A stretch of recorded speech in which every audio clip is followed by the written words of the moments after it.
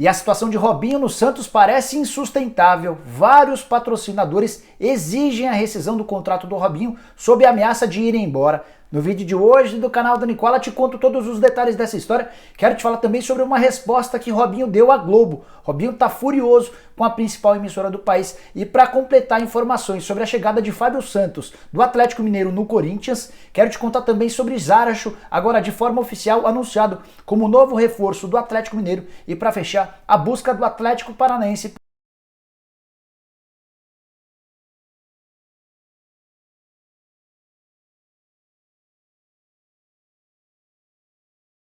Fala aí pessoal, sou Jorge Nicola, bem-vindos a mais um vídeo do canal, bem legal ter todos vocês por aqui. E antes de começar a passar todas as informações importantes que eu prometi agora há pouco, quero dizer que esse vídeo é um oferecimento de OneFootball, que segue sendo seu principal aliado para se manter bem informado. Você baixa o OneFootball, ele serve para qualquer celular e é de graça e vai recebendo notificações de todas as informações mais importantes do futebol. Se você indicar o time que torce lá no OneFootball, o OneFootball também vai direcionar as notícias do seu time do coração, para que você não perca qualquer notícia e esteja super bem informado. Isso sem falar, é claro, que pelo OneFootball você consegue assistir a todas as partidas da Bundesliga, o campeonato alemão, absolutamente de graça. Não perca essa oportunidade, vou deixar na descrição desse vídeo o link, você vai lá, baixa para o seu celular e começa a se divertir e ficar bem informado. Bora começar o vídeo falando sobre o Atlético Paranaense, que vai buscar um novo treinador. O Mário Celso Petralha, que é o homem que manda no Furacão, havia dado um tempo para que o Eduardo Barros pudesse mostrar aquilo que era capaz depois da demissão de Dorival Júnior. O problema é que dos últimos 5 jogos, o Atlético Paranaense perdeu 3, empatou 2 e foi parar na zona de rebaixamento. E a paciência do Petralha acabou. Ele está em busca de um novo técnico, não deu muitas pistas se vai buscar um técnico estrangeiro, se vai pensar num brasileiro. E a tendência é que o Eduardo Barros tenha só mais 2 jogos para tentar conseguir alguma coisa, embora a situação dele já esteja definida. Ele não continuará como técnico. E o confronto do Atlético Paranaense nesse final de semana é dos mais complicados contra o Atlético Goianiense, que vive um momento bem legal, vem de 2 vitórias consecutivas e escapou da zona da degola. Se o Atlético Paranaense perder, certamente a pressão em cima de todos no Furacão vai se tornar ainda maior. Bora falar agora sobre Zárate, o meia atacante confirmado como novo reforço do Atlético Mineiro na tarde dessa sexta-feira, anúncio feito pelo presidente do Atlético, Sérgio Sete Câmara. O jogador já está em Belo Horizonte, passando por exames médicos e vai ser apresentado a qualquer momento. Contratado por 6 milhões de dólares, maior contratação da história do Galo, algo equivalente a 33 milhões de reais por 50% dos direitos econômicos. Por que o Zárate custou tão caro? Só 22 anos de idade, é tratado como a principal joia do futebol argentino há bastante tempo e já teve sondagens de clubes da Europa nos últimos tempos, entre eles o Milan. O Atlético e o São Paulo conseguiram convencer o Zárate e o Racing a aceitar essa negociação com o futebol brasileiro, de olho numa perspectiva de uma venda futura para a Europa, aí sim por valores muito maiores. O Alexandre Matos e o São Paulo estão completamente apaixonados pelo Zárate, que é apontado internamente como o grande reforço dessa gestão. O meio atacante, que está em forma física boa, deve estrear no prazo máximo de 15 dias. E ele tem como principal função dentro de campo jogar como um camisa 10, armando e criando as jogadas exatamente na função que o São Paulo pede há bastante tempo.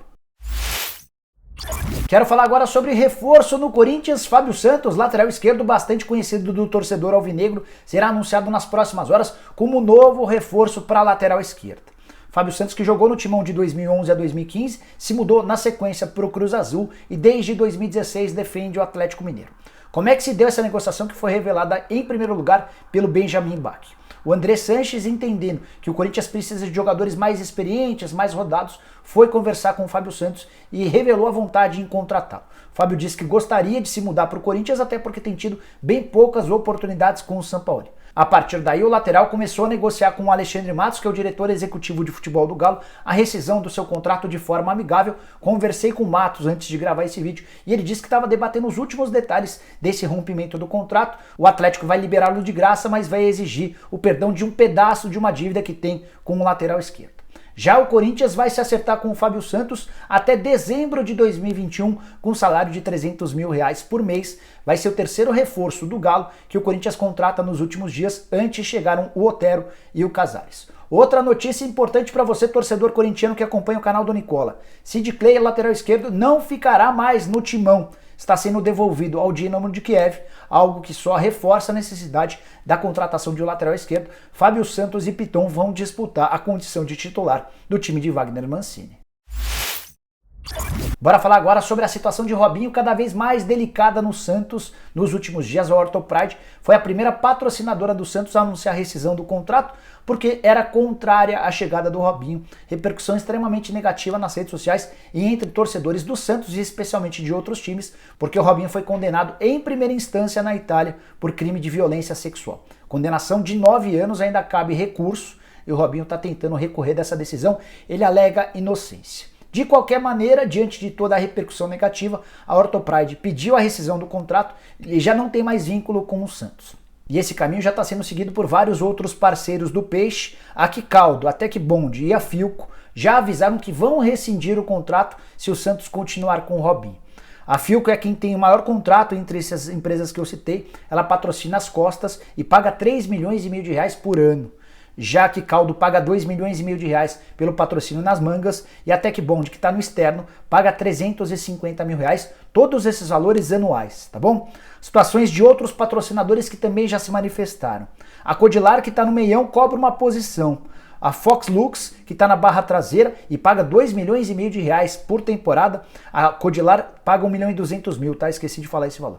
Falava sobre a Fox Lux, que paga 2,5 milhões de reais, vai aguardar uma posição, assim como a Casa de Apostas, a Unicesumar e a Oceano BS2. Essas últimas que eu citei pagam Casa de Apostas 2,7 milhões por temporada, Unicesumar 1,5 milhão de reais e a Oceano 2 milhões de reais. Somando todos os patrocinadores do Santos, o Peixe fatura 27,5 milhões de reais. E a grande preocupação na Vila Belmiro é que existe uma debandada total de parceiros e o Santos acabe perdendo toda essa grana por insistir na contratação do Robinho. Situação extremamente delicada para o presidente Orlando Rolo, que vai ter de decidir entre ficar com o Robinho ou correr o risco de perder todos os seus patrocinadores. A pressão externa é enorme, a repercussão é muito negativa e essa é a situação extremamente delicada do Peixe.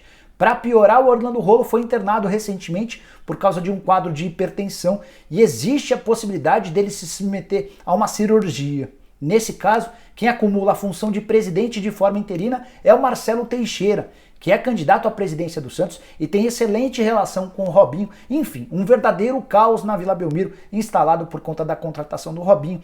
Detalhe que o Robinho se posicionou, daqui a pouquinho eu vou te contar sobre o que ele disse sobre a Globo. Bora falar agora sobre um áudio que eu consegui com exclusividade em que o Robinho se comunica com o Adilson Durante, que foi o diretor de futebol da base na época do Robinho.